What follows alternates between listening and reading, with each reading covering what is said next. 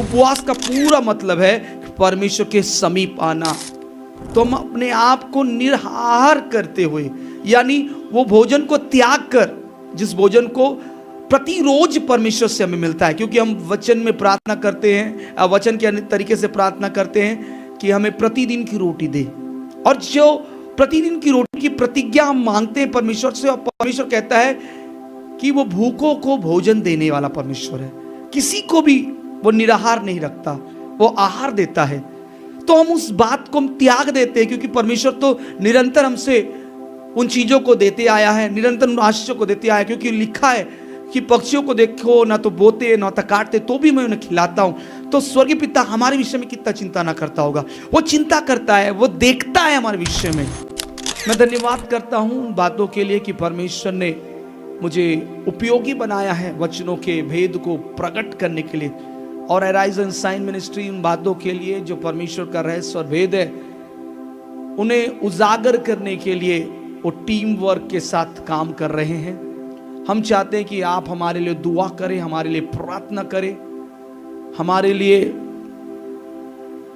वो चीजों को प्रभु से मांगे कि परमेश्वर हमें उन चीजों को खोलने के लिए जो बातें स्वर्ग से आती है प्रकट की जाए, ताकि हम सरल तरीके से परमेश्वर की बातों को हम आप तक बताने योग्य बन पाए।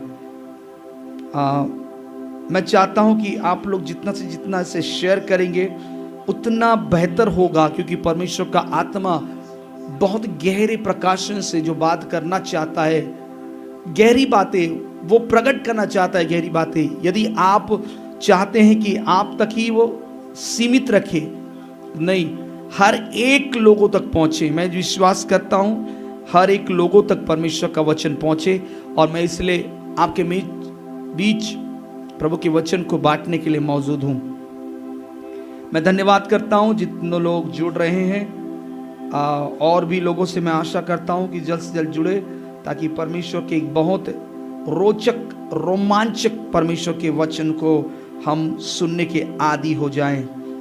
और ये वचन जो मैं आज आपके मध्य में प्रकट करने के लिए लाता हूं, ये वचन मामूली नहीं है। मैं बार बार कहता हूं ये वचन परमेश्वर का प्रकाशन है और भेद है और रहस्य जो परमेश्वर मेरे मन में डाला है। मैं आज चाहता हूं कि आपके मध्य में उन बातों को रखने के लिए कि आज उपवास के विषय में आप लोग जान चुके होंगे कि उपवास के विषय में कौन सी बातों के विषय को मैं बात करना चाहता हूं। जहां उपवास गुप्त है वहां प्रतिफल निश्चित है। जहां उपवास गुप्त है वहां प्रतिफल निश्चित है। यानी परमेश्वर उन उपवासों को ध्यान देता है और नजरअंदाज करता है जो उपवास गुप्त तरीके से होते हैं। जब हम बाइबल के कुछ अंशों को पढ़ते हैं, जो प्रभु यीशु मसीह ने पहाड़ी उद्देश्य के समय में उपवास के गहराई को समझाया। उपवास आसान तरीके की बातें नहीं है, ये गहरा प्रकाशन है। और कई बार हम उपवास के विषय में यह सोचते हैं कि भोजन छोड़ना एक उपवास है या अन्य त्यागना एक उपवास है। नो नो नो, ये उपवास नहीं है जो हम आज तक सोच रहे कि भोजन छोड़ना।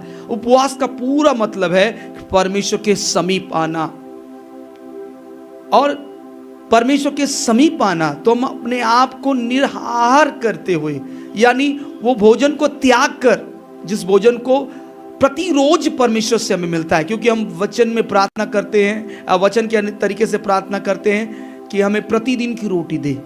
और जो प्रतिदिन की रोटी की प्रतिज्ञा हम मांगते हैं परमेश्वर से, और परमेश्वर कहता है कि वो भूखों को भोजन देने वाला परमेश्वर है। किसी को भी वो निराहार नहीं रखता, वो आहार देता है। तो हम उस बात को हम त्याग देते हैं, क्योंकि परमेश्वर तो निरंतर हमसे उन चीजों को देते आया है, निरंतर उन आशीषों को देते आया है, क्योंकि लिखा है कि पक्षियों को देखो, ना तो बोते ना तो काटते, तो भी मैं उन्हें खिलाता हूं। तो स्वर्गीय पिता हमारे विषय में कितना चिंता ना करता होगा। वो चिंता करता है, वो देखता है हमारे विषय में, और हमें हर एक बातों की विषय को मुहैया करवाता है कि हम भूखे ना रहें। और परमेश्वर आज हमारे विषय में कुछ चीजों को चाहता है कि जब तुम उपवास रहो तो उपवास एक तरह से परमेश्वर का आकर्षण, जो आकर्षण है परमेश्वर का अपनी ओर लगाने के लिए हम करते हैं। तो इसे हम कैसे करें तो परमेश्वर का आत्मा हमसे प्रसन्न रहे, क्योंकि बाइबल कई चीजों को बताती है, लेकिन मैं मुख्य बातों को बताते हुए आपसे विचार करूंगा कि परमेश्वर का वचन मुख्य विचार क्या है। परमेश्वर उपवास की अवधि नहीं, कुछ लोग अवधि यानी दिनों को देखते हैं, 6 दिन को उपवास, 3 दिन को उपवास कर लेता हूं, 40 दिन को उपवास करता हूं, लेकिन परमेश्वर अवधि से प्रसन्न यानी दिन और समय से प्रसन्न नहीं रहता जितना कि परमेश्वर वचन हमें सिखाता है, बल्कि उपवास के पीछे के मकसद और हृदय की गहराई को वो देखता है और ईमानदारी और सच्चाई को वो देखता है। आप जितने दिन भी करो, जरूरी नहीं कि आप 40 दिन करो, जरूरी नहीं है कि आप 7 दिन करो, जरूरी नहीं है 3 दिन करो, आप एक पहर भी करोगे परमेश्वर आपको कबूल करेगा, ग्रहण करेगा। लेकिन परमेश्वर चाहता है उसका मकसद सही हो, सटीक हो। कई बार हमारा मकसद सही नहीं होता, सटीक नहीं होता। हम उपवास तो करते हैं लेकिन अपने अंग को खुद कष्ट देते हैं, लेकिन उपवास वो पूरा नहीं है।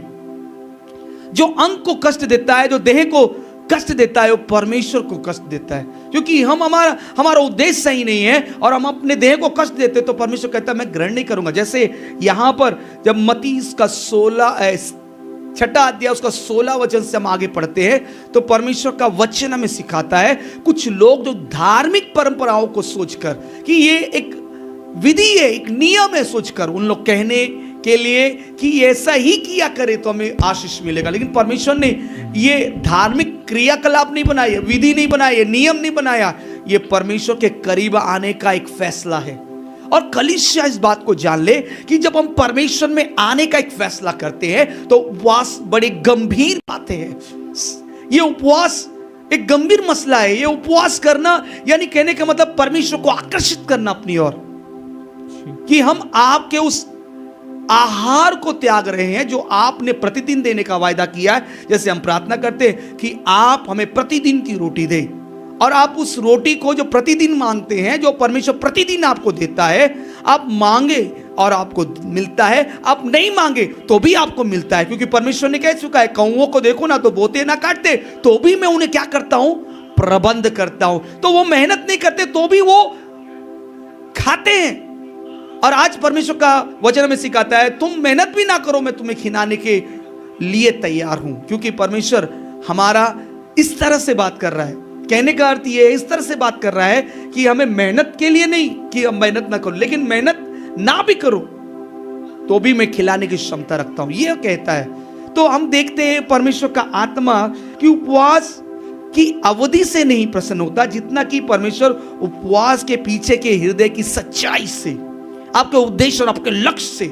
क्योंकि आपका लक्ष्य अगर मनुष्य को दिखाने का हो तो परमेश्वर उसे पसंद नहीं करेगा, लेकिन वो चीजें अगर परमेश्वर के लिए उद्देश्य हो, एक गहरा लक्ष्य हो, उनमें एक खूबी हो, एक लियाकत हो, एक नम्रता हो, एक दीनता हो, एक सच्चाई हो प्रभु को खोजने के लिए, तो परमेश्वर अक्सर उन उपवास को सुनता है। और अक्सर उन उपवासों को सुनकर परमेश्वर उन आशीषों को प्रतिफल के रूप में देता है जो यहां पर बात कर रहा है। जब हम मत्ती उसका 6 अध्याय उसका 16 वचन से पढ़ेंगे तो आपको कुछ चीजों को पता चल जाएगा कि उपवास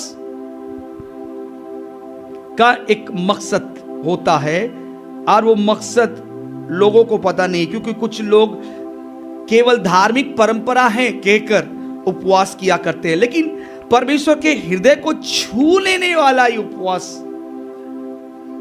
अक्सर हृदय को छू लेने वाला उपवास करना है, ना कि धार्मिक परंपराओं के अनुसार कि कोई बोल दिया कि आपको उपवास करना है, हाँ हमें उपवास करना है। नहीं, आपके अंदर एक मकसद उबलना चाहिए, यानी कहने का मतलब उजागर होना चाहिए आपके अंदर एक खूबी परमेश्वर को खोजने के लिए कि परमेश्वर को मैं खोजूंगा। और कैसे खोजूंगा? उपवास के जरिए। तो जब हम पढ़ेंगे तो क्या लिखा है?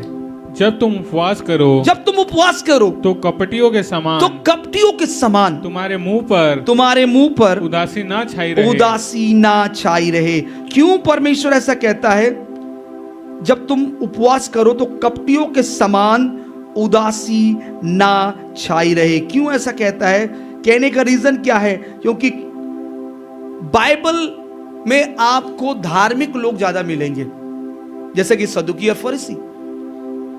उन परंपराओं को मानने के लिए लोगों को फोकस कर रहे कि तुम इन्हें मानो, तुम इन्हें करो, लोगों को टाइम दे रहे, तुम लोगों को अवधि दे रहे, लोगों को कह रहे कि तुम इतने समय ये चीज वो चीज, लेकिन उनका मकसद जो परमेश्वर के लिए होना है वो नहीं दिख रहा है। तो परमेश्वर ने देखा कि लोगों का ध्यान केवल अवधियों को, कि हमको ये करना ही है सो करना ही है। मैं अभी एक बात बोलना चाहता हूं, मैं आपको उपवास के लिए आपको फोर्स नहीं करूंगा। उपवास करो ये आपके ऊपर है, या ना करो ये आपके ऊपर है। उपवास दबाव से नहीं है, उपवास मन से होना चाहिए। उपवास परमेश्वर को प्रसन्न करने के लिए है, ना कि परमेश्वर को दबाव देने के लिए कि परमेश्वर तू कर। दबाव देने के लिए उपवास नहीं। कुछ लोग परमेश्वर को दबाव देने के लिए कि परमेश्वर मैं उपवास में हूं, तुझे करना पड़ेगा। प्रभु कहता है ऐसा नहीं। हम देखते हैं जब ये पहाड़ी उद्देश्य के खत्म होने के बाद प्रभु यीशु मसीह जब पहाड़ से उतरते वक्त एक कोढ़ी आया और क्या कहा? पास आ प्रणाम किया, पास आकर प्रणाम किया और उससे कहा यदि तू चाहे। देखिए, यानी उस संदेश को वो समझ गया, हर एक विषय को वो जो पहाड़ी उद्देश्य में जो मसीह दे रहे थे उसे समझ गया। और ये कोढ़ी कहने लगा यदि तू चाहे तो मुझे शुद्ध कर। इसका अर्थ ये है कि हर एक बातें परमेश्वर की इच्छा पर निर्भर है। इसलिए प्रभु यीशु मसीह भी कहा कि मैं अपने नहीं, मेरे पिता की इच्छा पर काम करता हूं। मैं अपनी इच्छा से कुछ नहीं करता, ना बोलता हूं ना करता हूं, मैं अपने पिता की इच्छा से बोलता और करता हूं। इसलिए प्रभु का आत्मा मुझे और आपको सिखाता है कि हम भी उपवास अगर करते हैं तो उसके पीछे का उद्देश्य को प्रभु के निकट रखना है, ना कि हम उन फैसलों को प्रभु को मनाने के लिए नहीं कि जो फैसला लिया उसे पूरा कर। नहीं, प्रभु इसीलिए कि इन बातों पर तू गौर कर, सुन और अच्छा लगे तो उसे पूरा कर। अगर आपका उद्देश्य अच्छा नहीं है, आपका उपवास का उद्देश्य अच्छा नहीं है, आप उपवास कर रहे हो देह को सुखाने के लिए और उद्देश्य अच्छा नहीं है, तो क्या प्रभु उसे ग्रहण करेगा? नहीं। इसलिए परमेश्वर का वचन, पहली बात हम सीखते हैं कि कुछ लोग जो धार्मिक बनते थे उन दिनों में, जैसे सदुकी और फरीसी, धार्मिक बनने के कारण उनका एक तरीके से बाइबल बताती है। जब हम पढ़ेंगे, फिर से पढ़िए क्या लिखा है? जब तुम उपवास करो तो कपटियों के समान तुम्हारे मुंह पर उदासी ना छाई रहे। यहां पर लिखा है, क्या आपका उपवास केवल एक धार्मिक परंपरा है? यानी परमेश्वर कहता है कि तुम धार्मिक परंपरा के अनुसार कर रहे हो? कुछ रिवाज है क्या? कुछ परंपरा है क्या? तुम उपवास कर रहे हो, तुम्हारा शकल उतरा हुआ है, तुम दिखा रहे हो कि हाँ मैं उपवास हूं। मैं आपको एक बार बताना चाहता हूं कि जब आप उपवास रहते हो तो ज्यादा क्यों घूमते हो? ज्यादा लोगों के घर में विजिट करते हो। और जब तुम्हारा शरीर कमजोर रहता है और कोई तुम्हें भोजन के लिए पूछता है कि भैया तुम आए हो, बहन तुम आए हो, भोजन कर लो, तो तुम्हें मजबूरन उन्हें कहना पड़ता है कि मैं उपवास हूं। तो क्यों जाते हो? क्या तुम अपनी कमजोरियों को दिखाने जाते हो? क्योंकि परमेश्वर के वचन का धार्मिक परंपरा के अनुसार लोग दिखाते थे कि मैं उपवास हूं। जब आप उपवास रहते हो तो केवल परमेश्वर को दिखाओ। घर से बाहर बंद करो जाना। उपवास के समय प्रार्थना में मन लगाओ, दूरी बना के रखो। जब आप उपवास रहते हो तो ऐसे चीजों से दूरी बना के रखो जिससे आपको प्रलोभन हो रहा है, यानी आपको लालसा हो रहा है कि इस चीज को काश मैं उपयोग में लाता, लेकिन क्या करूं? उपवास जो हूं, आपके मन में भी बातें ना आए, आपके विचारों में भी बातें ना आए। इसलिए उपवास जब रहते हो तो आपको अलग रखना है, सेपरेट योरसेल्फ, भिन्न करना है। इसलिए धार्मिक परंपरा के अनुसार लोग क्या करते थे? क्या लिखा है? तुम उपवास करो तो कपटियों के समान। कपटी क्या कर रहे हैं? अपने आप को दिखा रहे, प्रकट कर रहे, अपने आप को जतला रहे कि मैं उपवास हूं, देखो देखो मैं उपवास हूं, देखो 40 दिन का उपवास रहता हूं। 40 दिन वाले क्यों घूमते हो? फिर 40 दिन उपवास रहते हो तो घूमते फिर क्यों रहो? जब आप घूमो तो ऐसे समय में घूमो जो कोई ना तुम्हें देखे, ना मिल पाए। और तुम उस समय मिल रहे हो तो उससे पहले तुम जल्द से जल्द उपवास के माहौल को बनाए रखने के लिए तो जल्द से जल्द तुम उनसे सेपरेट रहो, दूर रहो। ऐसा ना हो कोई आपसे पूछ दे और आप उसका जिक्र करने लगे और वो उपवास फिर मनुष्य को पता चल जाता है तो क्या लाभ? क्योंकि परमेश्वर कहता है गुप्त उपवास, जहां गुप्त उपवास वहां प्रतिफल निश्चय। निश्चित करना है उस प्रतिफल को, तो तुम्हारा उपवास गुप्त रहना है।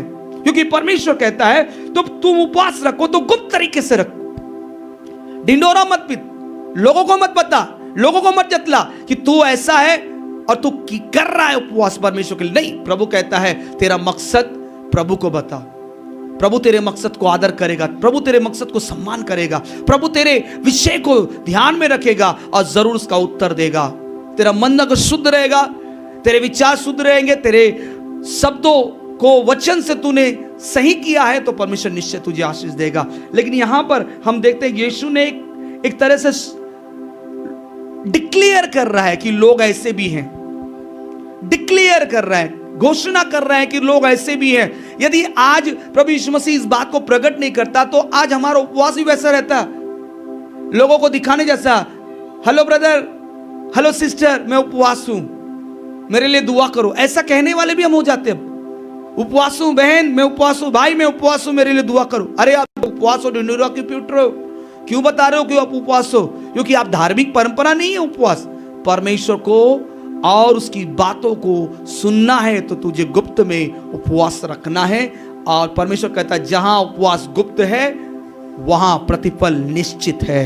तो तेरा प्रतिफल तुझे चाहिए तो मनुष्य से चाहिए क्या कि परमेश्वर चाहिए? जब मनुष्य से चाहिए तो मनुष्य से तो बात कर, जब परमेश्वर चाहिए तो परमेश्वर से तो बात कर। तो आपका अगर उपवास मनुष्यों के साथ अगर साझा होता है तो मनुष्यों से प्रतिफल पाने लायक तू बन जाता है। लेकिन यदि तू उपवास को परमेश्वर के साथ साझा करता है तो परमेश्वर से प्रतिफल लायक बन जाता है। तो आपके ऊपर है कि आज आप किसको दिखाना चाहते हो, परमेश्वर को या मनुष्य को। पहली बात है कि परमेश्वर का आत्मा आपको सिखाना चाहता है कि धार्मिक उपवास की पहचान क्या है। लोग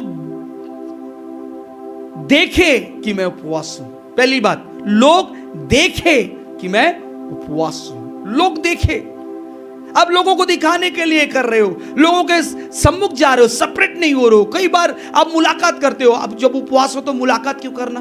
आपको प्रार्थना करना है, आपको सेपरेट रखना है, आप अपने आप को गुप्त रखें, या ऐसे तरीके ना बनाए, या ऐसे पोशाक ना पहने, या ऐसे वस्त्र ना पहने, या ऐसे चीजों को ना लगाए जिससे आपको लोग जानने की उपवासी है। क्योंकि आप परमेश्वर को दिखा रहे हो तो परमेश्वर को दिखाने लायक बनाओ।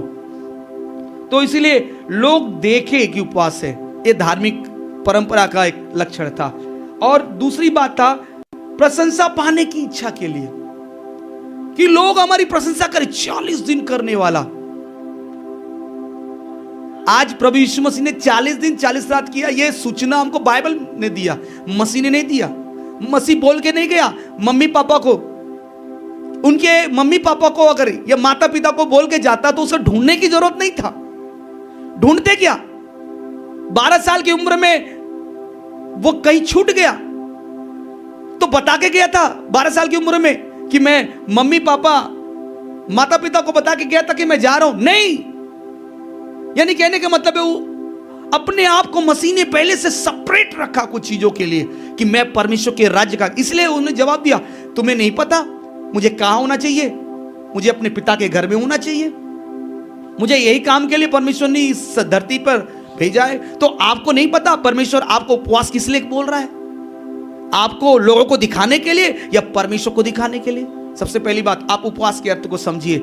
आज उपवास के अर्थ को देह सुखाने का परंपरा ना बनाए, या देह सुखाकर लोगों को जतलाने का परंपरा ना बनाए कि मैं उपवास हूं। इससे बेहतर है कि परमेश्वर के पास गुप्त तरीके से रखे और उस उद्देश्य को वचन से सही करे, उद्देश्य को वचन से। दूसरी बात मैं को कहना चाहता हूं, उपवास तो रखे लेकिन उपवास के उद्देश्य को वचन से सही करे।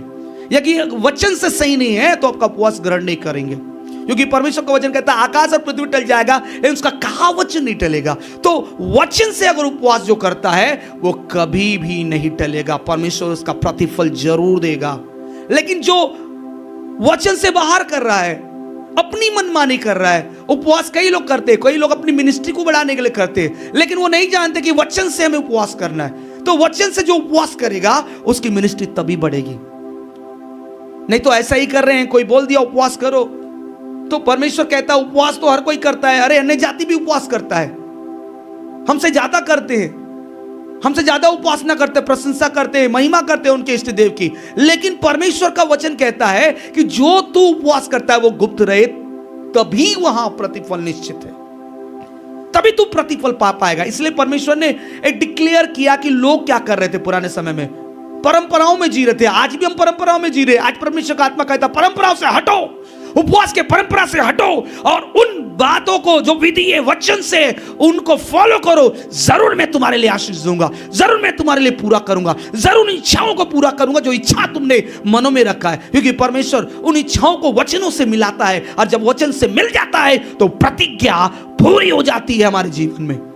नहीं तो हम वैसे के वैसे रहेंगे, हमारी सेवकाई वैसे रहेगी, हमारा काम वैसे रहेगा, हमारा आशीष वैसे का वैसे रहेगा। हम आशीष में बढ़ेंगे नहीं, हमारे में उन्नति नहीं आएगी, हमें वो चीजें हम देख नहीं पाएंगे जो चीजों को हम देखना चाहते हैं। तो आज परमेश्वर का आत्मा कहता है यदि तू अपने जीवन में, अपने सेवकाई में, अपने परिवार में, रिश्तेदार में, अपने बीमारी में, अपने तंगी में, अपने कर्ज में, अपने विवाह के समय में, या विवाह के उस बंधन के विषय में, या हो सकता है कि आप कई बार सोच रहे हो कि हाँ अविवाहित हो और अपने परिवार में देखना चाहते हो कुछ मकसद को, तो परमेश्वर का आत्मा कहता है गुप्त में उपवास रख। तो उपवास गुप्त में अगर रखोगे और वचन के अनुसार रखोगे तो प्रतिफल जरूर मिलेगा, निश्चित है, निश्चित है। तो परमेश्वर पहली बात कहता है कपटियों के समान। कपटी, आपको उदाहरण में बता दिया कपटी क्या है, क्योंकि लोग ये दिखाने के लिए, जतलाने के लिए कि मैं ऐसा हूं, फलाना हूं। आपको जब उपवास रखना है, कहीं नहीं जाना है, आपको घर के अंदर रहना है, आपको प्रार्थना करना है, आपको दुआ करना है, आपको वचन पढ़ना है। वचन से आप अपने आप को तैयार करें और उपवास में वो प्रार्थनाओं को रखें, और उन प्रार्थनाओं को इतना अधिक परमेश्वर से वचन के अनुसार करते रहे कि परमेश्वर अपनी प्रतिज्ञाओं को पूरा करने के लिए स्वर्ग से आपके लिए उतर आए। सो इन बातों को याद रखें। इसलिए दूसरी बात, मैंने एक पॉइंट भूल गया यहां पर। लोगों को, पहली बात, लोग को दिखाने के लिए उपवास करते थे। धार्मिक पहचान यही था, धार्मिकता, परंपरा वाला पहचान, प्रशंसा पाने के लिए कि हम प्रशंसा पाए, हमको आदर करे, हम लोगों को पहचाने कि हम उपवास ज्यादा करते हैं। और तीसरी बात जो है बाहरी दिखावा, लोगों को दिखाना था हम उपवास करते हैं, और दिखाने के तरीके तो थे लेकिन अंदर से परिवर्तन नहीं था। अंदर से वो लियाकत नहीं, वो नम्रता नहीं, वो दीनता नहीं, बस अंदर से घमंड दिख रहा है। यदि आप उपवास कर रहे हो और अंदर से घमंड दिख रहा है तो परमेश्वर निश्चित है आपके विषय में कि वो आपको नहीं सुनेगा। आपका उपवास दिखाऊ हो तो वो निश्चय परमेश्वर से दूर चला जाएगा। इसलिए मैं आपको कहना चाहता हूं कि एक बात हमको कहना चाहता हूं कि परमेश्वर को छूने वाला कुछ बिंदुओं को मैं बताने के लिए कुछ रेफरेंस को आपके मध्य में देना चाहूंगा, जो आपको देखना है कि परमेश्वर ने योएल की पुस्तक में क्या कहा। योएल की पुस्तक उसका 2 अध्याय उसका 12 और 13 वचन को जब पढ़ेंगे तो परमेश्वर ने कहा कि अरे ये कैसा उपवास कर रहे हो, तुम अपने वस्त्र फाड़ रहे हो, हाय कहकर वस्त्र फाड़ रहे हो और विलाप कर रहे हो। अच्छा होता कि तुम्हारे दिलों को फाड़ देते। ऐसा लिखा है, क्या लिखा है? हृदय को फाड़ते। अरे तुम्हारा हृदय फटना चाहिए, तुम्हारा पोशाक नहीं, तुम्हारा वस्त्र नहीं। योएल की पुस्तक उसका 2 अध्याय उसका 12 और 13 वचन में लिखा है। प्रभु कहता है कि वो दिखावा है। लोग उस समय पोशाक फाड़ते थे, यानी वस्त्र फाड़ कर दिखाते थे कि वो विलाप कर रहे हैं, लेकिन परमेश्वर का वचन कहता है तुम्हें विलाप है तो तुम्हारा दिल दुखना है, दिल टूटना है, वो बेहतर होगा। पढ़िए क्या लिखा है। तो भी यहोवा की यह वाणी है, तो भी यहोवा की यह वाणी है, अभी भी सुनो, अभी भी सुनो, उपवास के साथ रोते और पीटते अपने पूरे मन से फिर कर मेरे पास आओ, अपने वस्त्र नहीं अपने मन ही को फाड़ कर अपने परमेश्वर यहोवा की ओर फिरो। देखिए परमेश्वर कहता है कि ये पोशाक फाड़ने वाला रीति रिवाज बहुत पुराना हो चुका है। उन दिनों में लोग पोशाक फाड़ते थे, अभी के डेट में क्या फाड़ रहे पता नहीं, अभी के डेट में क्या फट रहा है पता नहीं, लेकिन खुदा कहता है दिल फटना चाहिए। कुछ फटे या ना फटे, तेरा मन फटना चाहिए, पोशाक नहीं। तेरा जीवन में एक बदलाव अंदर से आना है, दिखावा का नहीं, एक अंदर से परिवर्तन कि तुझे पछतावा है कि परमेश्वर का तू आज एक जन है और तेरे बीते हुए काल और समय में तूने महापाप किया है और परमेश्वर के विरुद्ध कुछ कम किया है। और वो उपवास तुझे स्मरण दिलाने के लिए करता है कि तू कैसा भागा, तू कैसा है और किस अभागे को परमेश्वर ने चुन लिया है काम करने के लिए। पश्चाताप कर, नम्र होकर परमेश्वर के करीबा, बिलखते हुए, रोते हुए, वो दूसरों को दिखाने के लिए नहीं लेकिन परमेश्वर को दिखाने के लिए। प्रभु मुझ अभागे को, मुझे ऐसे व्यक्ति को जिसे कोई आज तक आदर देने की बात ना समझे लेकिन तूने आदर का पात्र बनाया, यह सोचकर, टूटकर, बिलखते हुए परमेश्वर के समीप आए। आपका मन शुद्ध और पवित्र हो और इन विचारों के साथ कि मैं एक अभागा मनुष्य हूं, मैं एक पापी मनुष्य हूं। आज मैं देखता हूं कि जब यशाया को एक बात प्रभु का आत्मा पहुंचा तो वो अपने आप में विलाप किया कि मैं कौन हूं, मुझे परमेश्वर दिखाई दिया, मैं कौन हूं जो मुझे परमेश्वर दिखाई देता है, उसका रूप दिखाई देता है। वो अपने विलाप किया, यिर्मयाह अपने आप में विलाप किया, कहा मैं बच्चा हूं, मैं योग्य नहीं हूं, अयोग्य हूं, मैं अभी बच्चा हूं। मूसा ने अयोग्य गिना अपने आप को, मैं तो तोतला हूं, मैं तो भद्दा हूं। आज आपको भी वैसा ही आपको पश्चाताप करना है। पहली बात आपको पता होना चाहिए कि जब आप ये कर रहे हैं तो आपके अंदर क्या होना चाहिए, क्या क्या परिवर्तन होना चाहिए। पहली बात, आपके अंदर नम्रता आना चाहिए, आप नम्र नहीं हो रहे हैं। दूसरी बात, आपके अंदर पश्चाताप होना चाहिए।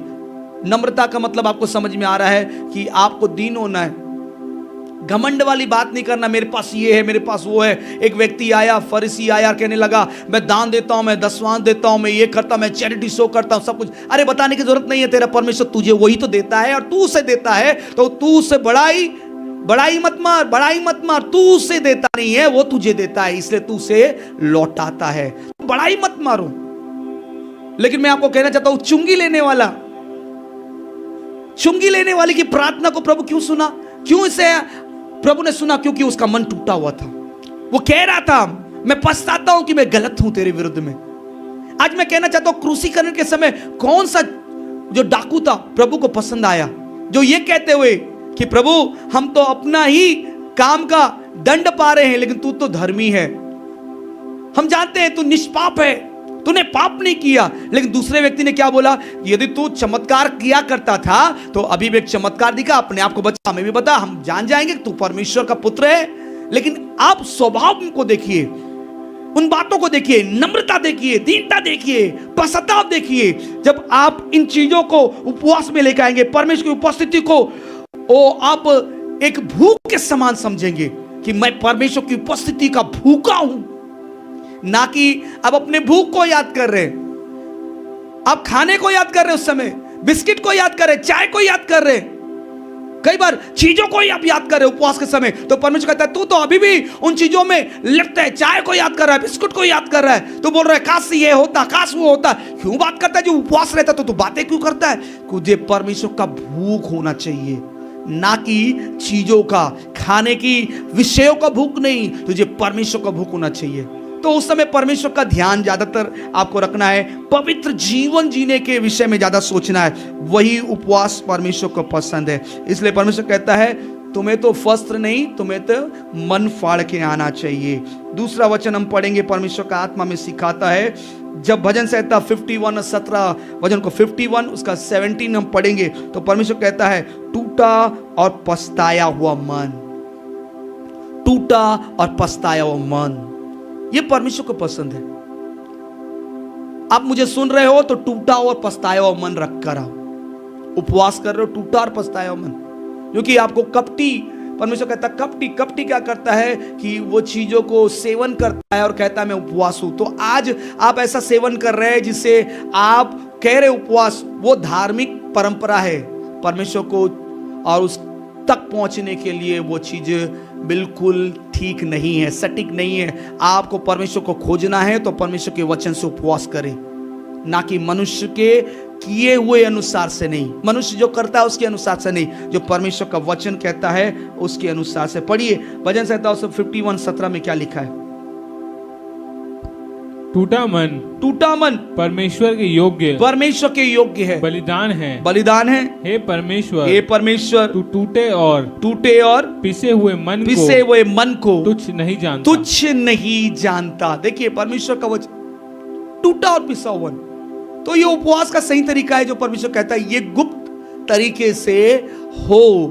ये टूटा और पिसा मन गुप्त, दूसरों को ढिंडोरा पिटने की जरूरत नहीं है। आप टूटे कितने हो, आप कितने बिखरे हो, आप अपनी गवाहियों को, आपके टेस्टिमनी को, जो टूटे और बिखरे हुए गवाहियों को परमेश्वर के सम्मुख रखे, ना कि मनुष्य के सम्मुख। आप टूट गए हो, आपका EMI नहीं पट रहा है, आप कर्ज में हो, आपका विवाह नहीं हो रहा है, आपका संतान नहीं हो रहा है, आपका फाइनेंस रुका हुआ है, आपका सक्सेस रुका हुआ, काम नहीं बन रहा है, तो आप लोगों को बताने के जरिए, परमेश्वर को उपवास के जरिए बताइए कि परमेश्वर तेरा जन हूं, तू जानता है, तू देख रहा है, तू मेरे लिए खड़ा होने वाला परमेश्वर है।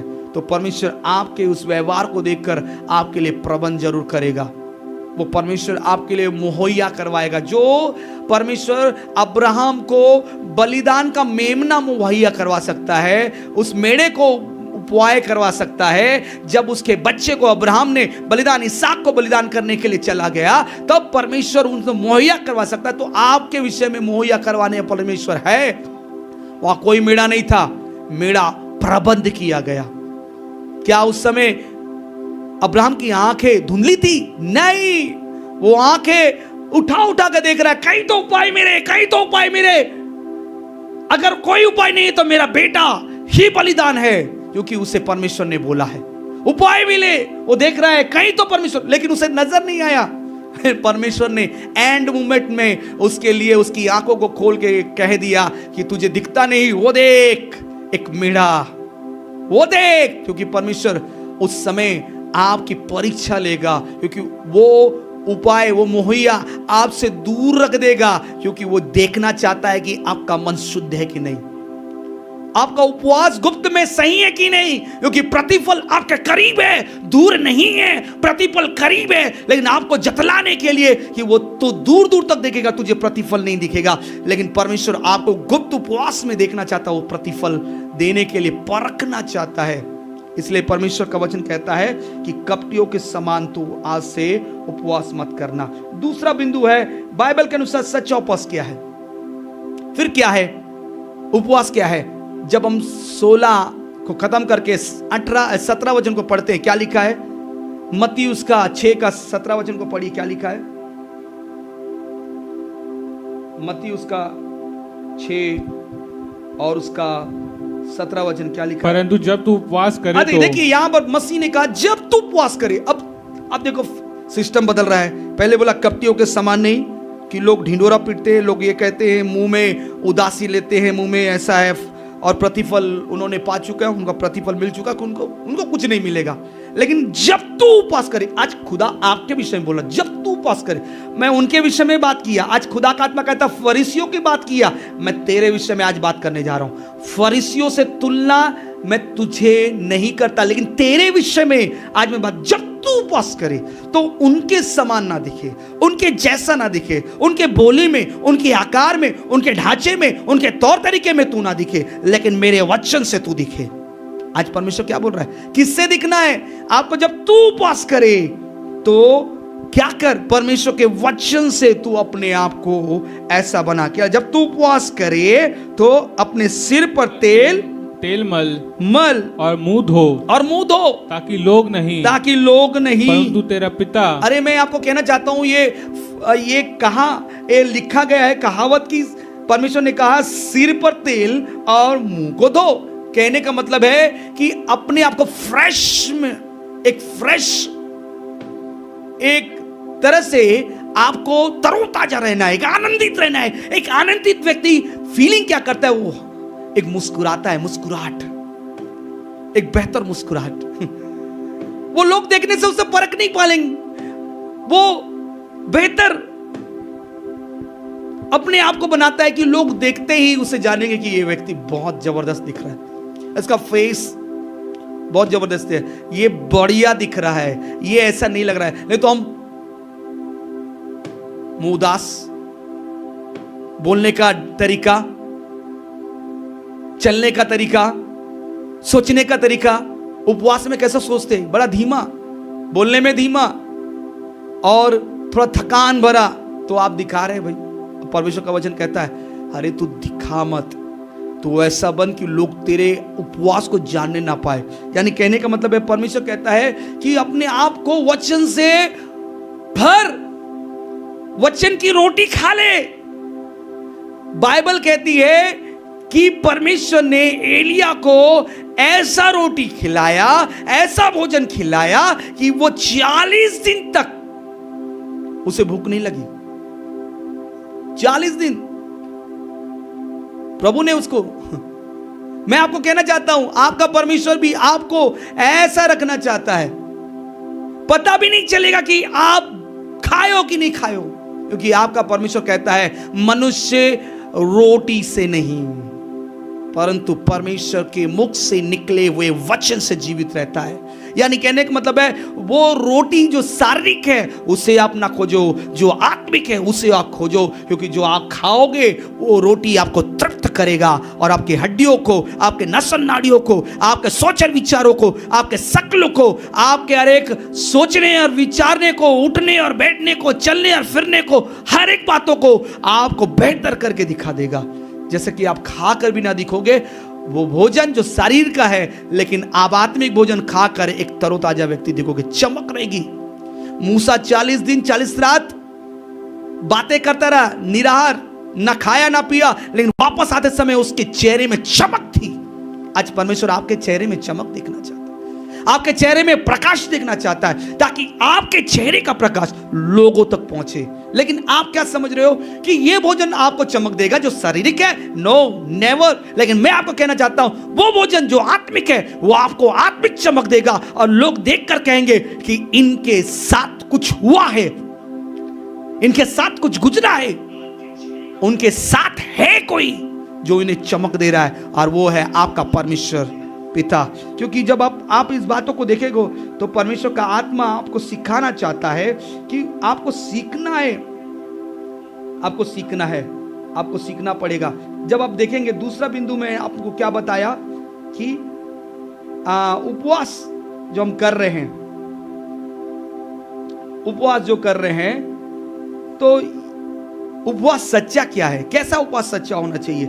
जब आप पढ़ेंगे यशाया की पुस्तक उसका 58, 6 और 7 वचन को पढ़ेंगे, क्या लिखा है। यशाया की पुस्तक उसका 58, 6 और 7, यशाया इसका 58, 6 और 7 पढ़िए, क्या लिखा है। जिस उपवास से मैं प्रसन्न होता हूँ, जिस उपवास से मैं प्रसन्न होता हूँ, वह क्या यह नहीं, वह क्या यह नहीं कि अन्याय से बनाए हुए दासों और अंधेर सहने वालों का जुआ तोड़कर उनको छुड़ा लेना और सब जुओं को टुकड़े टुकड़े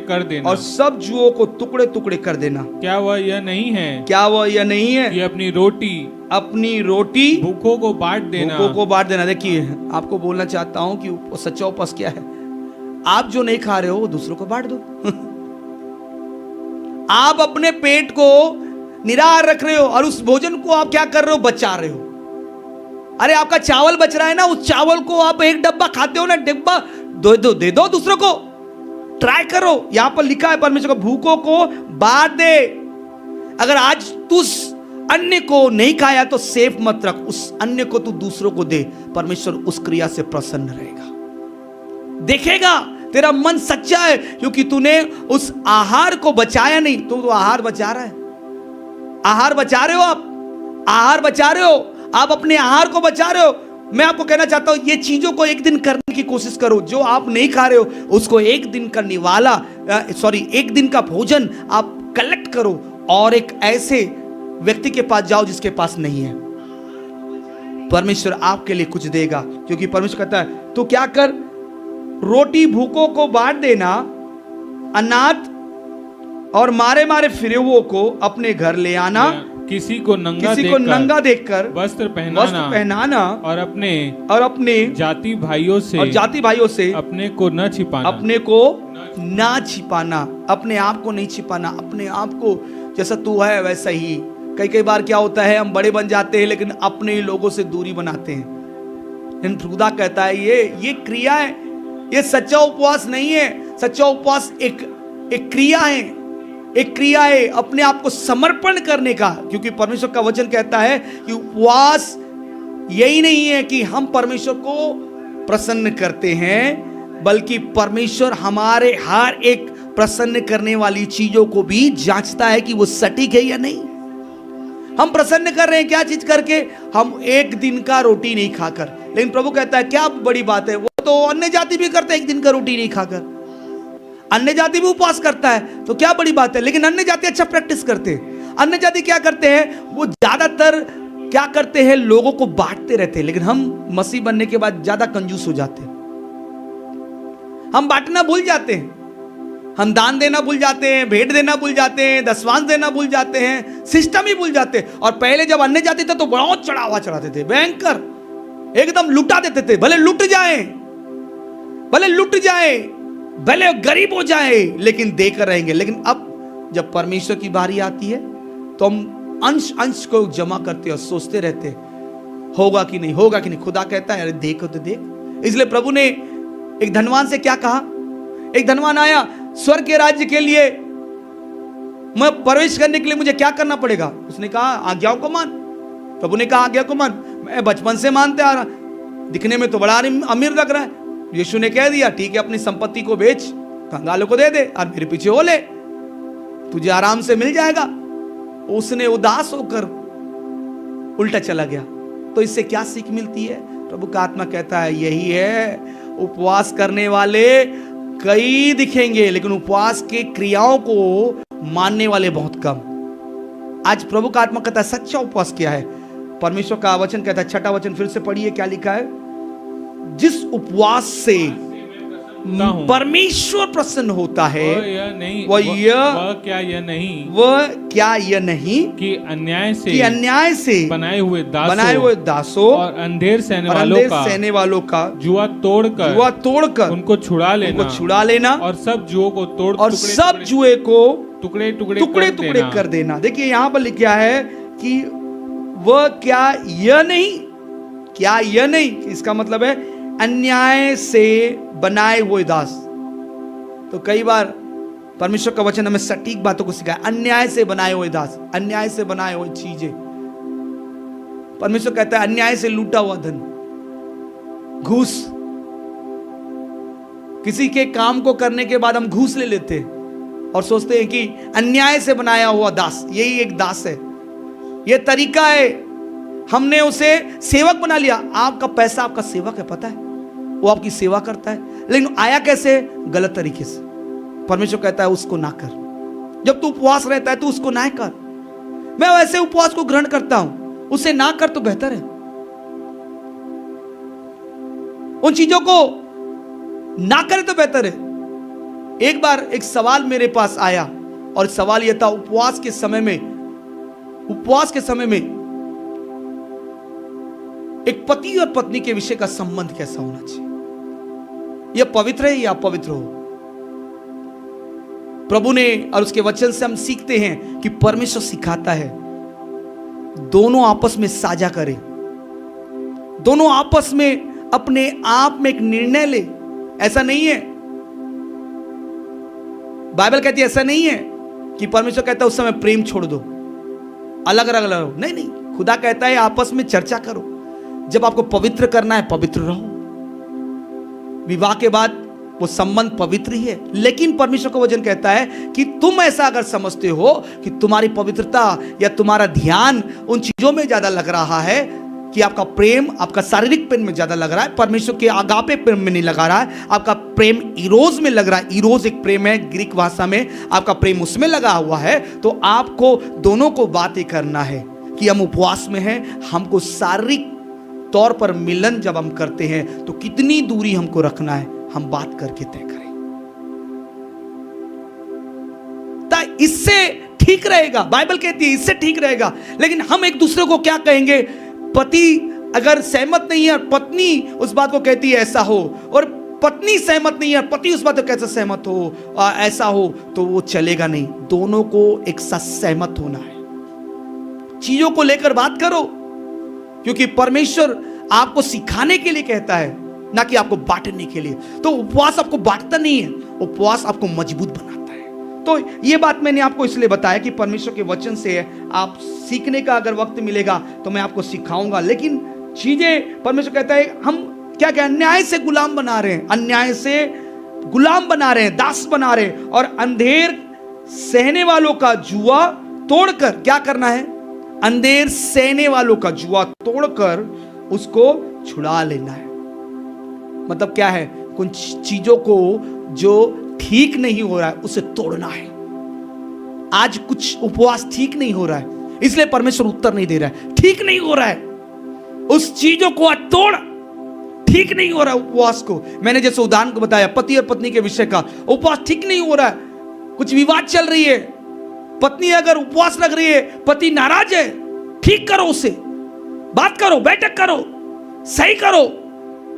पत्नी नाराज है, पति सही है तो बात करो, बेहतर करो। ऐसा ना हो कि आपके झगड़े में आपका उपवास खराब हो जाए, आपके पारिवारिक माहौल के झगड़े में, आपके सामाजिक झगड़े में, आपके कलीसिया के झगड़े में। कई बार बहनों, कलीसिया के बहनों में झगड़ा हो जाता उपवास को लेकर, पास्टर के साथ, परिवार के साथ। आप झगड़ा कर रहे हो, उपवास कर रहे, आपको पवित्र करना है उस समय, तो आपको उस मामले को सही और सटीक करना है, बात करे, चीजों को गंभीरता से समझे, तब उपवास करे। क्योंकि परमेश्वर का आत्मा कहता है अंधेर सहने वालों का जुआ तोड़कर उसको टुकड़ा करके, टुकड़े टुकड़े करके क्या करना है। दूसरा चीजों को, परमेश्वर का धार्मिक परंपराओं को बता रहा हूं, जो शारीरिक नहीं है, धार्मिक परमेश्वर की पवित्र परंपरा है, उसे हम करना है। भूखों को क्या करना है, बांटना है रोटी, अनाथ और मारे मारे फिरों को क्या करना, अपने घर में ले आना है। कई बार हम वेलकम करते हैं, क्या करते हैं, पौनाई की सेवा करते हैं, लेकिन पौनाई कब करते हैं, जब हमारा मन हो। नो नो नो, जब आप उपवास रहे तब आप एक सिस्टम बनाए, लोगों तक पहुंचने का सिस्टम बनाए, लोगों को अपना भोजन बांटने का सिस्टम बनाए। तब परमेश्वर कहेगा वाह, ये अपना भोजन बचाता नहीं है, अपना भोजन बांटता है, कि वो भोजन दोबारा मैं ना लूं। लेकिन परमेश्वर को मैंने वायदा किया, उपवास मतलब निराहार होकर परमेश्वर को प्रसन्न करूंगा, वो भोजन को रखूंगा नहीं। भोजन को, आज की रोटी अगर मैंने नहीं खाया है तो वो नहीं खाकर उन तक पहुंचाऊंगा जहां तक प्रभु चाहता है। तब परमेश्वर आपके उपवास को कबूल करेगा। एक सच्चा उपवास, कितने लोग समझ गए, सीख गए एक सच्चा उपवास क्या होता है। आगे बढ़ेंगे, मेरे साथ आप निकालेंगे सच्चा उपवास। तीसरा पॉइंट हमने सीखा एक सच्चा उपवास क्या है।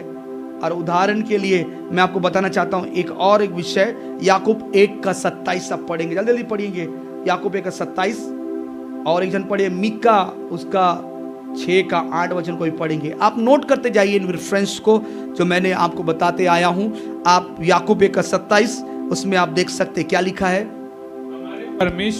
हमारे परमेश्वर पिता के निकट शुद्ध और निर्मल भक्ति यह है कि अनाथों और विधवाओं के कलेश में उनकी सुधि ले। देखिए उपवास कर रहे हैं तो आपका बेहतर उपाय है, परमेश्वर का वचन से कहता है शुद्ध और निष्कलंक भक्ति यही है।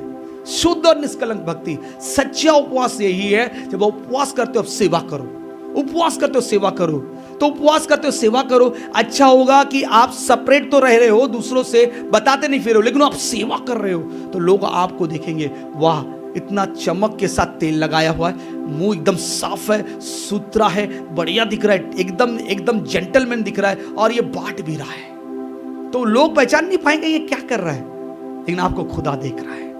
आपका परमेश्वर देख रहा है और आपको परमेश्वर जरूर आपको कबूल करेगा। मिका उसका 6:8 वचन को पढ़िए, मिका उसका 6:8। तो वहां पर भी लिखा है जब तू उपवास करता है तो कैसा होना है। सच्चा उपवास क्या है, मैं आपको सिखा रहा हूं। मिका 6:8। हाँ, मिका 6:8, 6:8। तो हे मनुष्य, वह तुझे बता चुका है कि अच्छा क्या है, अच्छा क्या है, बता चुका है। परमेश्वर आज आपसे बता रहा है कि अच्छा क्या है तुझे, और यहोवा तुझसे इसे छोड़ और क्या चाहता है कि तू न्याय के काम करे और कृपा से प्रीति रखे और अपने परमेश्वर की साथ नम्रता से चले। देखिए, आपको परमेश्वर के साथ नम्रता, जब उपवास रखो तो आपको परमेश्वर से प्रीति रखना है, उसके वचन से प्रीति रखना है, उसके व्यवहारों को आपको करना है और परमेश्वर इससे जरूर प्रसन्न होगा, प्रतिफल देगा। मैंने लिखा है उपवास अगर गुप्त है, जहां उपवास गुप्त है वहां प्रतिफल निश्चित है। तो निश्चित प्रतिफल मिलेगा, परमेश्वर आपके उपवास को ग्रहण करेगा। लेकिन परमेश्वर का वचन कहता है, एक संदेश इस बात में आपको देना चाहता हूं, सच्चा उपवास केवल भोजन छोड़ना नहीं, भोजन त्यागना नहीं, सच्चा उपवास भोजन त्यागना नहीं, बल्कि पाप, अन्याय और अभिमान को छोड़ना है।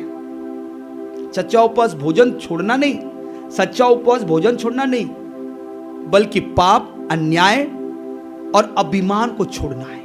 सो आज से अब अपना पाप, अन्याय और अभिमान को आज खंडित करें। कम ऑन, आज खंडित करें।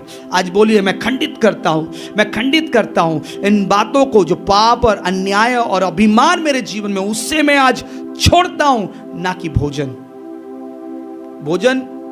परमेश्वर कहता है आज भोजन का सिस्टम हम समझ गए कि भोजन ही छोड़ना। परमेश्वर कहता है भोजन तो छोड़ना है, लेकिन ये चीज अगर तेरे साथ जुड़ा हुआ है तो परमेश्वर उपवास को ग्रहण नहीं करेगा। तो तीसरी बात हम सीखने जा रहे हैं, यीशु ने गुप्त उपवास के बारे में क्यों सिखाया, क्यों कहा। 18वां वचन हम पढ़ेंगे, मत्ती उसका 6:18 वचन को पढ़ेंगे और मैं समाप्त करूंगा। क्यों सिखाया गुप्त, और उसके बाद चौथा पॉइंट है प्रतिफल क्यों देने की बात करता है। ताकि लोग नहीं परंतु तेरा पिता जो गुप्त में है तुझे उपवासी जाने। इस दशा में तेरा पिता जो गुप्त में देखता है तुझे प्रतिफल दे। परमेश्वर तो आपको उपवास जानना चाहता है, मनुष्य को दिखाओ या ना दिखाओ कोई फर्क नहीं, लेकिन परमेश्वर चाहता है तो परमेश्वर को उपवास दिखा, ताकि तेरा पिता जो गुप्त में तुझे देखता है उपवासी जानकर तुझे प्रतिफल दे। तो आज मैं कहना चाहता हूं कि परमेश्वर आप में कुछ देखना चाहता है, और परमेश्वर कहता है कि तू जितना भी कुछ किया कर, छिपा नहीं है मुझसे। तो आप कहोगे कि मनुष्य को भले दिखा दूं, परमेश्वर देख ना सके। नहीं, परमेश्वर का वचन कहता है, इब्रानियों की पुस्तक उसका 4:13 वचन में कहता है, कोई भी वस्तु परमेश्वर से छिपी नहीं है। आप छिपाने की कोशिश मत समझिए। परमेश्वर गुप्त का है, जो देखता है जो आप कर रहे हो, जो आप सोच रहे हो, जो आप समझ रहे हो, जो बातें आप कर रहे हो, उससे परमेश्वर देख रहा है। वो गलत है, वो जांच रहा है, वो परख रहा है। आपको पता ना चले कि वो गलत है, लेकिन परमेश्वर को पता चल जाता है वो गलत है। आपको परमेश्वर का आत्मा कहता है, बेटा इसकी ज्ञान को तू ले ले। अगर आप गलत कर रहे हो और गलत ही नहीं पता है आपको, तो आज मैं आपके लिए दुआ करूंगा कि गलत की पहचान आपके अंदर आए। अगर आप गलत कर रहे हो और उस गलत को आप समझ नहीं पा रहे हो, तो आज गलत की पहचान का प्रकाशन आज ले लो। आज गलत की बोलिए, मुझे गलत बातों की पहचान नहीं प्रभु, उस गलत बातों की पहचान का अभिषेक दे, ताकि मैं इस गलत बातों की पहचान कर पाऊं कि ये गलत है और उसे मैं छोड़ दूं। क्योंकि परमेश्वर आपके हर एक चीज को देखता है, छिपा नहीं है। आप बोल रहे हो कि अब मैं गुप्त कक्ष में करता हूं कुछ गलत काम, तो परमेश्वर कहता नहीं। कई बार मैं कुछ लोगों को देखता हूं, दुआ करते हैं सिगरेट फूंकते हैं, दुआ करते हैं और दारू पीते हैं, दुआ करते हैं झगड़ते हैं, दुआ करते हैं चोरी कर रहे हैं। कई मंडली में कलीसिया में होता है चप्पल चोरी, खासकर आए नंगे पांव किसी का चप्पल लेके गए, गाली बकते हुए विश्वासियों को सुना है, चोरी करते हुए विश्वासियों को सुना है। कई बार आप ऐसा सोच रहे हो जहां पवित्र है उस जगहों में भी चोरी हो जाता है। आप सोच नहीं पाओगे। आप बड़े बड़े मिनिस्ट्री में जाओ और वहां पर सोचो कि यहां पर अपने सामान को मोबाइल रख दो और वहां पर चोरी ना हो। अरे ऐसा संभव नहीं है। वो पवित्र लोगों के अंदर भी चोर है वो चोरी कर सकता है, क्योंकि उसको अभी तक अज्ञानी है कि वो गलत कर रहा है। लेकिन आज परमेश्वर आत्मा कहता है यदि गलत कर रहे हो और उसका आपको ज्ञान नहीं है, तो आज मैं प्रार्थना करूंगा कि परमेश्वर आप पर प्रकट करे कि ये पाप है, ये गलत है, ये गलत है। ये बताने वाला परमेश्वर आपको प्रकट होगा। जैसे आदम को कहा, आदम तू कहां है, आदम तू कहां है, तूने गलत किया। जो मैंने कहा जिस दिन तू फल खाएगा उस दिन मर जाएगा, तो मैंने तुझसे कहा था, लेकिन तूने गलत किया। आज उस ज्ञान को बाद में पाने से क्या मतलब, उस समझ को बाद में पाने से क्या मतलब। कुछ चीज खोने के बाद वापस नहीं आती। तीर कमान से निकलने के बाद वापस नहीं आती। परमेश्वर का वचन कहता है जब आकाश से ओस गिरती है तो बिना भूमि को छुए वापस नहीं आ सकती, उसको छूना ही पड़ता है। और उसके बाद छूने के बाद वो क्या होता है, तो भाप बनकर वापस आता है। तो आज मैं आपको कहना चाहता हूं कि आपका परमेश्वर कहता है कुछ चीजों को आपको करने से पहले अनुमान हो जाए कि गलत है। तो आज परमेश्वर का आत्मा कहता है वो छिपा हुआ पाप देखता है, वो देख रहा है तेरे विषय में। परमेश्वर कहता है कि उपवास कैसा है, और परमेश्वर कहता है गुप्त परमेश्वर है, वो देख रहा है। गुप्त परमेश्वर वो देख रहा है। जब हम पहला शमूएल उसका 16 का 7 वचन को पढ़े तो परमेश्वर कहता है, उसका वचन शमूएल से बात किया, कहा मैं बाहरी रूप को नहीं देखता परंतु यहोवा परमेश्वर मन को देखता, अंदरूनी चीजों को देखता। आपका परमेश्वर आपके बाहरी तौर तरीके को नहीं देखता। इसलिए गुप्त क्यों कहा गया है? इसलिए गुप्त इसलिए कहा गया कि जो बातें आप दूसरों से छिपाते वो परमेश्वर देखता है। जो बातें आप दूसरों से छिपाते वो परमेश्वर देखता है, और जो आप दूसरों को बताते हैं वो नहीं। आप बताते हैं लोगों से वो नहीं, जो छिपाते हैं वो दिखता है। तो कई बार आप छुपा रहे, अब अपने हरकतों को छुपा रहे, अपने व्यवहार को छुपा रहे। कई बार आप बाहर प्रेम करते हैं, अंदर कुड़कुड़ाते हैं, छुपा रहे। बाहर प्रेम है, अंदर कुड़कुड़ाते, छुपा रहे। परमेश्वर देख रहा है, बेटी तू बाहर प्रेम कर रही है, बेटा तू बाहर प्रेम कर रहा है लेकिन अंदर कुड़कुड़ा रहा है, ये अच्छा नहीं है। ये उपवास के समय अच्छा नहीं है, या उपवास भी हो या कोई भी वक्त हो, ये अच्छा नहीं है। कुड़कुड़ाना अच्छा नहीं है, बुड़बुड़ाना अच्छा नहीं है। दूसरे को देखकर कि वो बढ़ रहा है, प्रार्थना कर प्रभु तुझे भी बढ़ाए। इसलिए क्योंकि यहां पर कैन और हाबिल की बात आ जाती है। भाई कुड़कुड़ाने लगा, अरे उसकी भेंट को कबूल कर रहा है, मेरी भेंट नहीं कबूल कर रहा है। कुड़कुड़ाना मत, अच्छा है खुदा तुझे वक्त दे रहा है कि तू अच्छा सीख ले। सिखाने के लिए खुदा तेरे साथ ऐसा कर रहा है कि दूसरों को देख और सीख। उनकी सेवकाई क्यों बढ़ रही है, उनकी प्रार्थना क्यों सुनी जा रही है, क्योंकि उन्होंने अपने प्रार्थना में बदलाहट लाया है, अपने व्यवहार में बदलाहट लाया है, हमारे चाल चलन में, हम उनके चाल चलन में बदलाहट लाया, इसीलिए वो प्रतिफल पा रहे। तू भी वैसा बना अपने आप को, परमेश्वर जरूर देखेगा, परमेश्वर जरूर प्रतिफल करेगा। क्योंकि आज हम क्या कर रहे हैं उन चीजों को, इसलिए परमेश्वर कहता है मैं बाहरी रूप को नहीं देखता।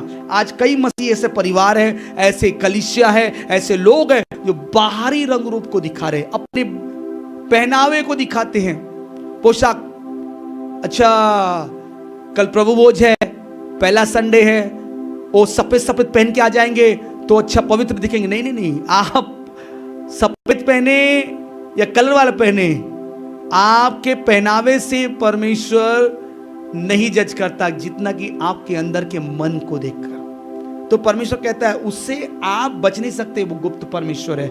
इसलिए परमेश्वर कहता है जो गुप्त में देखता है वो तुझे प्रतिफल देगा। तो आपको गुप्त तरीके का, परमेश्वर कहता है जो बाहरी तरीका, मैं आपको समझाने की कोशिश करता हूं, जो गुप्त तरीका जो आप गुप्त में कर रहे हो, या आप ऐसी काम कर रहे हो जो काम को परमेश्वर पसंद नहीं करता है, एक व्यभिचार का काम, मन में सोचने वाला, एक ऐसे वीडियो को देखने के लिए विचार कर रहे हो, या ऐसे आदतों को बना लिया हो, आपने ऐसी मनों में विचार कर रहे हो, लड़कियों को देखकर, लड़कियों को देखकर, या ऐसे बातों को चोरी करने के विचार कर लिए हो, हत्या करने के विचार कर लिए हो, मजाक बनाने के विचार कर लिए हो, झूठे बातों को बोलने के विचार कर लिए हो, पाप में क्रियाओं को करने के विचार कर लिए हो, तो परमेश्वर का आत्मा कहता है वो गुप्त है और परमेश्वर गुप्त में देख रहा है। तो उन चीजों में, जो गुप्त चीजों में तूने सोच रखा है, उसमें पवित्रता, शुद्धता, नम्रता, दीनता ला, भलाई, कृपा, 9 फलों को ले आ, जिसे परमेश्वर देखकर प्रसन्न हो जाए। लेकिन हम कौन से चीजों को लेके दिखा रहे? हम बुरी बातों को परमेश्वर को दिखा रहे, और जो अच्छी बातों को दिखा रहे हैं मनुष्य, वो क्या है? धोखे में है। सही बात तो परमेश्वर देख रहा है। इसलिए परमेश्वर का वचन कहता है, जब परमेश्वर ने दानियल से कहा, तो परमेश्वर ने दानियल को उपवास को परमेश्वर ने कबूल किया। दानियल जब प्रार्थना किया, 10वां अध्याय उसका 2 और 3 वचन को पढ़ेंगे, और उसके बाद 12 वचन को आप पढ़ लीजिए। 10वां अध्याय दानियल 10 2 और 3 और 12 वचन को, 2, 3 और 12 वचन को पढ़ेंगे तो परमेश्वर का आत्मा आपको सिखाएगा। दानियल ने उपवास किया और दानियल का उत्तर परमेश्वर ने बना। तो एक उदाहरण ले लीजिए कि दानियल अपने मन को शुद्ध कर रहा है। दानियल की प्रार्थना किस तरफ है? जहां मंदिर है, मंदिर की तरफ देख रहा है, इज़राइल के मंदिर की तरफ देख रहा है, यरूशलेम के मंदिर की तरफ देख रहा है, और बोल रहा है वो, परमेश्वर मैं तेरी ओर निहार रहा हूं। चाहे मैं इस समय में देख तो रहा हूं मेरे उस मंदिर को जो शारीरिक है, लेकिन वो मंदिर तुझे रिप्रेजेंट कर रहा है। मैं तुझे देखते हुए मैं तुझसे प्रार्थना कर रहा हूं। सीखिए। 4थी बात मैं जल्दी समाप्त करूंगा इसके बाद। परमेश्वर किस प्रकार के उपवास का प्रतिफल देता है? किस प्रकार के उपवास का प्रतिफल देगा? आपको परमेश्वर का आत्मा ने बताया कि जो बातें गुप्त में हो, तो परमेश्वर आपके गुप्त बातों को देख रहा है। तो परमेश्वर कहता है कि यिर्मयाह की पुस्तक पढ़िए, यिर्मयाह उसका 29-13 वचन को पढ़िए। किस बातों को परमेश्वर प्रतिफल के रूप में देता है? यिर्मयाह उसका 29-13 वचन को पढ़िए, जल्दी जल्दी पढ़िए।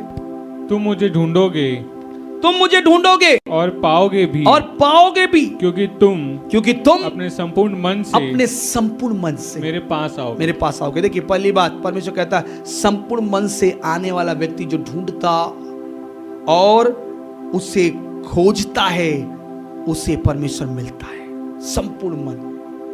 दूसरी बात, दूसरा इतिहास उसका 7-14 वचन को पढ़िए।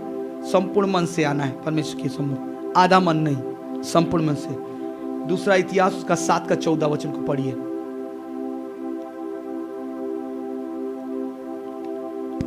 तब यदि मेरी प्रजा के लोग जो मेरे कहलाते हैं दीन होकर प्रार्थना करें और मेरे दर्शन के खोजी होकर अपनी बुरी चाल से फिरें, तो मैं स्वर्ग में से सुनकर उनका पाप क्षमा करूंगा और उनके देश को ज्यों का त्यों कर दूंगा। देखिए, परमेश्वर प्रतिज्ञा दे रहा है। परमेश्वर कहता है प्रतिफल कैसा होगा? यदि मेरी प्रजा नम्र होकर प्रार्थना करे, तो परमेश्वर कहता है मेरी प्रजा नम्र होकर प्रार्थना करे, उनके पापों को वो शुद्ध करने के लिए तैयार है। नम्र होकर, पहली बात, परमेश्वर को सच्चे मन से खोजना है, प्रतिफल पाना है, सच्चे मन से खोजना है, नम्र होकर प्रार्थना करना है। अपने मन में कोई कुड़कुड़ाहट नहीं, बुड़बुड़ाहट नहीं, किसी के प्रति दोष नहीं, रिश्त नहीं, कोई भी बातें ना रखकर बस परमेश्वर को खोजना है। तीसरी बात, याकूब 4:8 से लेकर 10 वचन तक परमेश्वर कहता है तुम उसके निकट आओ तो वो तुम्हारे निकट आएगा। तो निकट जाना है। परमेश्वर कहता है निकटतम, क्योंकि तब आपका परमेश्वर जो आपके पास आने के लिए कोशिश करता है, तो आपको भी पास आने की कोशिश करना है। और कैसे? जैसा आपका परमेश्वर पवित्र है वैसे। तो मैं आपको कुछ उदाहरणों को बताऊंगा जो पुराने समय में उपवास और प्रार्थना किया और उसका प्रतिफल परमेश्वर ने दिया। जब आप एस्तेर की पुस्तक उसका 4:16 वचन को पढ़ेंगे, वहां पर लिखता है एस्तेर का 3 दिन का उपवास, परिणाम क्या हुआ? राष्ट्र की रक्षा। 3 दिन का उपवास, बड़ी बात नहीं थी, 40 दिन नहीं, 3 दिन का उपवास, परमेश्वर ने परिणाम में राष्ट्र की रक्षा किया। देखिए, पावर है। उद्देश्य अगर सही हो, मैंने आपको बोला मन सही हो, नम्रता, दीनता, सच्चे मन से खोजेंगे तो परमेश्वर हमारे राष्ट्र की भी रक्षा करेगा। जो आज हमारा राष्ट्र अगर अंधकार में चल रहा है, तो परमेश्वर आज उजाले में लेके आएगा। आज हम उपवास में बैठेंगे और सीखेंगे, प्रभु हमारे राष्ट्र को ज्योति में लेके आ, हमारा राष्ट्र पवित्र हो, हमारे राष्ट्र में परमेश्वर का काम हो दिखे, हमारे राष्ट्र में जो सताव हो रहा है, तमाम बातें हो रही है, परमेश्वर से स्टॉप कर, तेरा काम को प्रकट कर, सुरक्षा को बढ़ा दे, तो परमेश्वर जरूर बढ़ाएगा। उस समय, एस्तेर के समय में राजा के पास जाना मतलब मौत को दावत देना, उन्हें मना करना, उनके विरुद्ध में खड़ा होना, मौत को दावत देना। लेकिन एस्तेर रानी ने उपवास करके राजा के सम्मुख खड़ा हुआ, परमेश्वर उसके मन को पिघला दिया। तो परमेश्वर कहता है आपके भी प्रार्थना को सुनकर आपके राष्ट्र की रक्षा करने वाला परमेश्वर। दूसरी बात, एजरा उसका 8 का 21 से लेकर 23 वचन पढ़ेंगे। यात्रा से पहले उपवास किया गया, एजरा यात्रा से पहले उपवास किया गया और परिणाम में परमेश्वर की सुरक्षा। पहले देखे इस राष्ट्र की रक्षा, दूसरी बात परमेश्वर की सुरक्षा उन्हें मिला। परमेश्वर ने कुछ हानि नहीं होने दिया, परमेश्वर उनके संग संग चला और उनके साथ होकर उनकी रक्षा किया। जब हम तीसरी बात को देखते हैं योना के विषय में, योना उसका 3 का 5 से लेकर 10 तक, नीनवे का पश्चाताप और उपवास। देखिए 40 दिन का नीनवे का उपवास और पश्चाताप करना, क्या निर्णय लेके आया? न्याय को टाल दिया। परमेश्वर न्याय किया था उनका कि नीनवे क्या हो जाएगा? भस्म हो जाएगा, नीनवे तबाह हो जाएगा। लेकिन परमेश्वर ने उपवास और पश्चाताप को देखकर न्याय जो किया था उसे टाल दिया। यानी परमेश्वर आपके विषय में जो न्याय किया है, आपके परिवार, आपके कलीसिया जिसके विषय में न्याय किया है, परमेश्वर उसे टाल देगा अगर आप पश्चाताप के साथ उपवास करते। तो प्रतिफल आपको परमेश्वर जरूर देगा।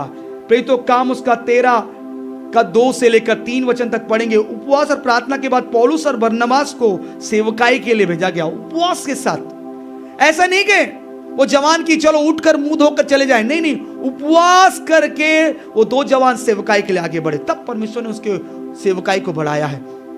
तो बिना उपवास आप सेवा बढ़ा नहीं सकते, तो आपको उपवास होना है, तभी परमेश्वर आपका सेवकाई को बढ़ाएगा। तो काम उसका 14 का 23 वचन में आप पढ़ेंगे। प्राचीनों की नियुक्ति उपवास और प्रार्थना के साथ हुई। देखिए प्राचीनों की नियुक्ति, परमेश्वर ने नियुक्ति किया, कुछ लोगों को जोड़ा वहां पर, तो कैसे ऐसे ही मुंह उठाकर किसी को भी जोड़ नहीं दिया। उपवास और प्रार्थना करेंगे तब परमेश्वर जो बताएगा, अगुवाई देगा, उसके बाद हम करेंगे। और परमेश्वर ने उन बातों को सफल भी किया। और आगे पढ़ेंगे लूका सुसमाचार में हम देखते हैं 2 का 36 और 37 वचन को, तो लिखा है एक भविष्यवक्तनी थी, उसने उपवास और प्रार्थना में लगी रही। ऐसी भविष्यवक्तनी थी जो उपवास और प्रार्थना में लगी रही। हालांकि वो कई वर्ष से क्या थी? विधवा थी। उसका पति जल्दी खत्म हो गया, विधवा थी। लेकिन जब से विधवा थी उसने उपवास और प्रार्थना में लगकर मंदिर में उपवास और प्रार्थना को कभी नहीं छोड़ा, कभी नहीं छोड़ा। परमेश्वर प्रतिफल देता है ऐसी बातों को। आज उसका रिकॉर्ड बाइबल की पुस्तक में, हालांकि हम नहीं जानते, कम लोग जानते उस भविष्यवक्तनी के विषय में, लेकिन प्रभु ने रिकॉर्ड रखा कि ऐसे लोगों का रिकॉर्ड रखा जाए। आज परमेश्वर कहता मैं भी तुम्हारा रिकॉर्ड, इतिहास, हिस्ट्री लिखूंगा, लोगों को चर्चा करूंगा। जब तुम कुछ करोगे तब तो, लेकिन तुम कुछ ना करो तो मैं क्यों लिखूं। अंतिम बात, मत्ती सुसमाचार 4 का 1 और 2 वचन को पढ़ेंगे। यीशु का 40 दिन का उपवास, परिणाम क्या रहा? विजय परमेश्वर ने दिया परीक्षा में, विजय दिया मसीह को परीक्षा में। तो आज हमारा उपवास एक संदेश को लेके आ रहा है कि हम उपवास में क्या होकर बनना है। मैं आपको बताना चाहता हूं, जो उपवास लोगों की नजरों में होता है वो उपवास प्रतिफल कभी नहीं लाएगा, लेकिन जो उपवास वो परमेश्वर की नजर में होता है वो निश्चय प्रतिफल ले आएगा। तो आज परमेश्वर का आत्मा कहता है जहां उपवास गुप्त है वहां प्रतिफल निश्चित है, जहां उपवास गुप्त है वहां प्रतिफल निश्चित है। आज परमेश्वर का आत्मा आपसे और मुझसे बातें किया। आइए अपने आंखों को बंद करें और उस परमेश्वर को धन्यवाद करें, उस परमेश्वर को धन्यवाद करें।